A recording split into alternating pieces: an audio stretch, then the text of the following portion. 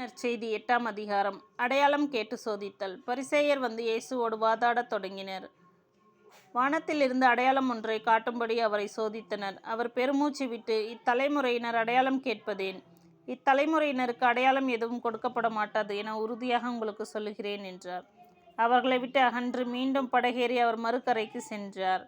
பரிசேயர் ஏரோதியரின் புளிப்பு மாவு. சீடர்கள் தங்களுக்கு தேவையான அப்பங்களை எடுத்துச் செல்ல மறந்துவிட்டார்கள். படகில் அவர்களிடம் ஓர் அப்பம் மட்டுமே இருந்தது. அப்பொழுது இயேசு, பரிசேயர் ஏரோதியர் ஆகியோரது புளிப்பு மாவை குறித்து மிகவும் கவனமாயிருங்கள் என்று அவர்களுக்கு கட்டளையிட்டார். அவர்களோ தங்களிடம் அப்பம் இல்லையே என்று ஒருவரோடு ஒருவர் பேசிக்கொண்டிருந்தார்கள். இதை அறிந்த இயேசு அவர்களை நோக்கி, நீங்கள் உங்களிடம் அப்பம் இல்லை என ஏன் பேசிக்கொள்கிறீர்கள்? இன்னுமா உணராமலும் புரிந்து கொள்ளாமலும் இருக்கிறீர்கள்? உங்கள் உள்ளம் மழுங்கி போயிற்று. கண்ணிருந்தும் நீங்கள் காண்பதில்லையா? காதிருந்தும் நீங்கள் கேட்பதில்லையா? ஏன் உங்களுக்கு நினைவில்லையா? 5 அப்பங்களை நான் 5000 பேருக்கு பிட்டு அளித்தபோது மீதியான துண்டுகளை எத்தனை கூடைகள் நிறைய எடுத்தீர்கள் என்று அவர் கேட்க, அவர்கள் 12 என்றார்கள்.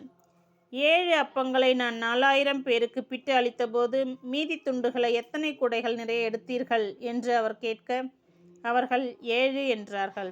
மேலும் அவர் அவர்களை நோக்கி, இன்னும் உங்களுக்கு புரியவில்லையா என்று கேட்டார்.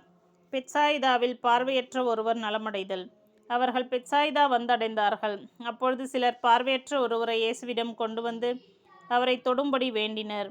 அவர் பார்வையற்றவரது கையை பிடித்து ஊருக்கு வெளியே அழைத்து சென்றார். அவருடைய விழிகளில் உமிழ்ந்து கைகளை அவர் மேல் வைத்து, ஏதாவது பார்க்கிறீரா என்று கேட்டார்.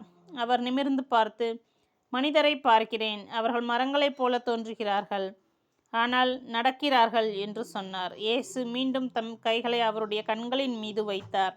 அப்பொழுது அவர் நலமடைந்து முழு பார்வை பெற்று அனைத்தையும் தெளிவாக கண்டார். இயேசு அவரிடம், ஊரில் நுழைய வேண்டாம் என்று கூறி அவரை அவருடைய வீட்டிற்கு அனுப்பிவிட்டார்.